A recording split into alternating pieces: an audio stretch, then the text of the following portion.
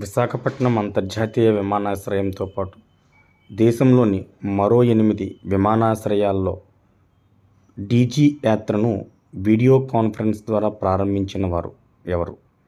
Narendra Modi, Chandrababu Naidu, Rammohan Naidu, Rajnath Singh.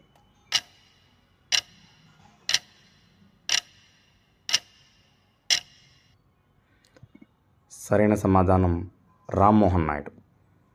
DG యాత్ర అనే ఈ కార్యక్రమాన్ని 2002లో మొదటిసారిగా ఢిల్లీ ఎయిర్పోర్ట్లో ప్రారంభించారు. ప్రస్తుతం దేశంలో 9 అంతర్జాతీయ విమానాశ్రయాలకు ఈ సౌకర్యాన్ని పొడిగించారు.